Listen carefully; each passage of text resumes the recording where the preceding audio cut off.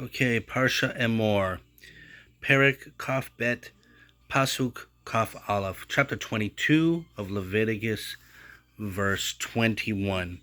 And it says like this: V'ish ki yachiv zavach shalamim laHashem lefale neder o lindava babocher o betson tamim yiyeh laratzon kol mum lo yiyeh bo. And a man who will bring a sacrifice of a peace offering to Hashem, setting aside as a vow or as a voluntary offering from the cattle or from the flock, it shall be unblemished for an appeasement. There shall not be any blemish in it. And then it goes on to the verses afterwards. It talks about the defects with the description of a blemished animal. There shall be no blindness, broken bone, cut eyelid, or wart, breaking out, eruption. You shall not offer these to Hashem. You shall not place any of them as a fire offering on the Mizbeach for Hashem. A shore or a say, an ox or a sheep, one who is an enlargement or is undivided. If it has mismatched limbs, you may make it a voluntary offering, but it shall not appease for a vow. And then it goes into one whose testicles are mashed, squashed, disconnected, or cut. You shall not offer to Hashem, nor shall you do in your land. And then it says in verse 25, Umiyad ben nachar lo tachrivu es lechem elehechem. From the hand of a stranger, a ben nachar, you shall not offer the bread of your God from any of these, for the corruption is in them, a blemish is in them. They will not appease for you. So Safano goes through these descriptions, and he's in verse 21, it talks about the Korban you shall bring to Hashem, and then it gives you the descriptions of what a blemished animal is. And then in the last pasuk we read in verse 25, it says you also cannot bring any Korban with mumim, blemish, from a nachar, from a goy. The question is, why does this pasuk follow all the descriptions of a blemish? Safano is wondering this, and he says there is great significance in this. He explains two primary reasons why you're not allowed to bring a mumim, one animal that is a blemish.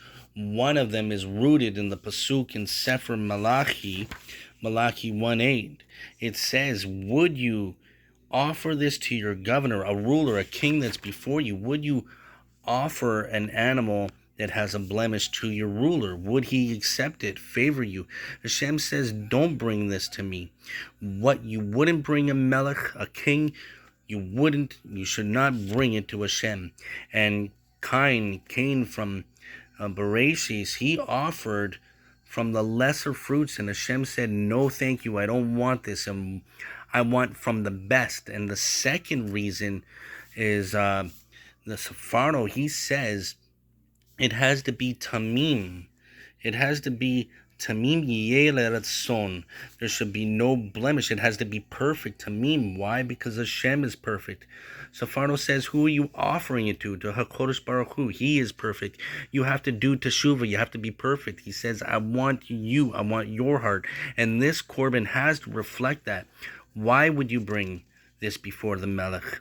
HaKodesh Baruch Hu is perfect, and we need to be this as close as possible. So if an animal is blind, lame, or has mismatched limbs, broken bones, no one in the world would say this is a choice animal. No one would say this is an animal I would like to offer Hashem.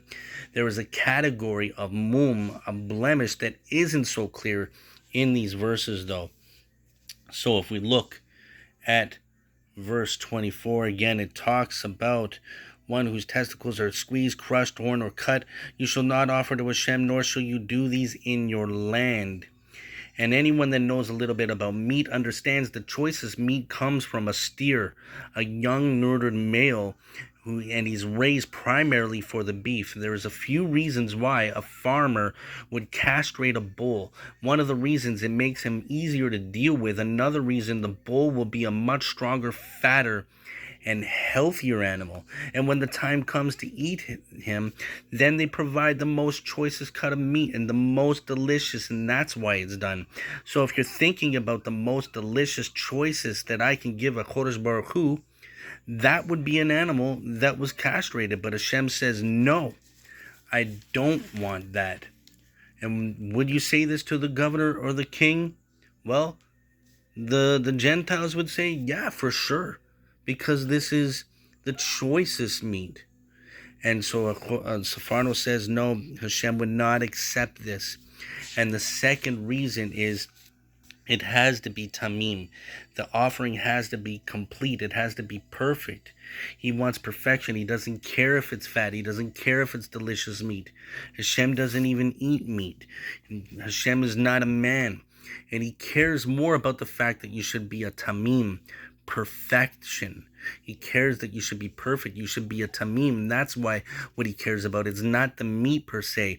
He says, even though it's a mum, a blemish, even though you don't really think it's a mum, that it's just maybe what you would think was improving the animal, you have reduced it from completeness. You have taken away its ability to procreate, and that's called a mum.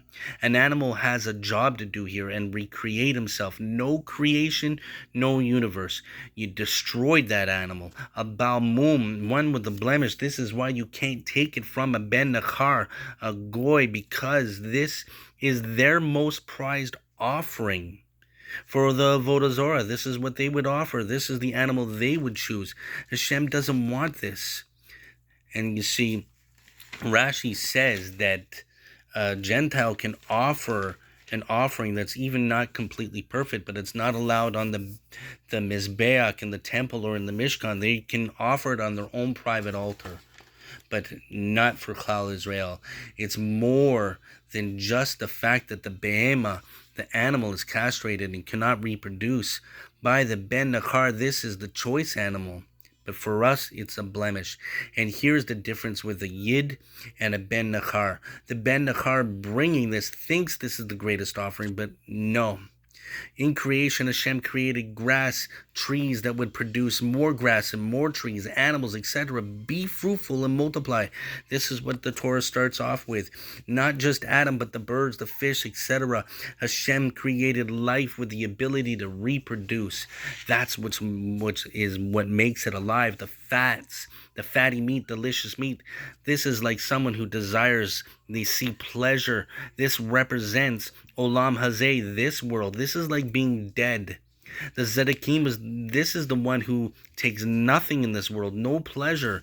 Even when the Zedek dies, he is called alive. Someone who chooses life chooses less of Olam Hazeh.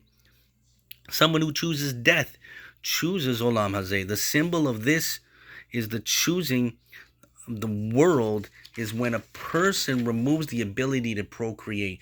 When you do this to the animal, what's the point?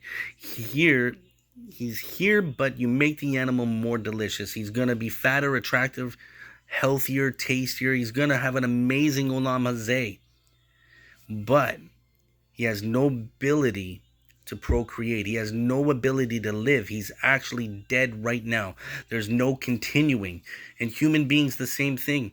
See, this is even got to do with human beings. They do refuse or do the opposite. They don't procreate. This is not bringing forth life. This is actually death. And this going after what's here now, the desires, the healthy things, this represents the fat that should be burned up. All of these earthly material desires are no good. It's a dead thing. And even if it looks great, see, there's others, humans that don't want to procreate. They're more worried about traveling the world, looking great, fit now. These are all dead things. This is all living for the world.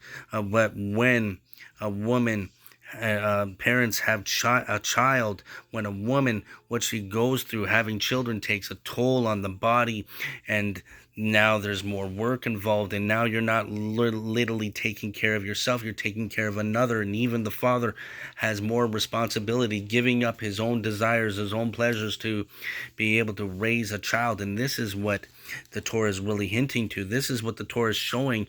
What are our priorities? We're not focused on now, here.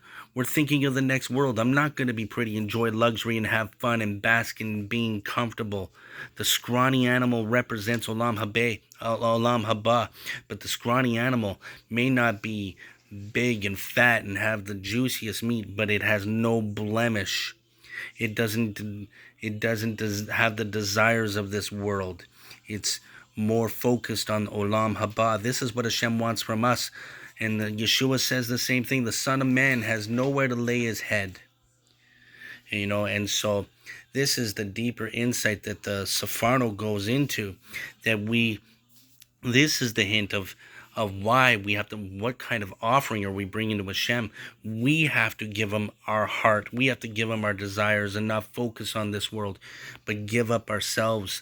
And this is why it goes through the blemishes. And then in Pasuk, in verse 25, it talks about the stranger that offers a type of korban, but he thinks it's great, but it's not suitable. And so what kind of korban are we giving to Hashem? Are we giving up our desires? Are we giving up the matters of this world and looking at being alive, looking at Chaim, looking at life with Hashem and Olam Haba? Shavua Tov.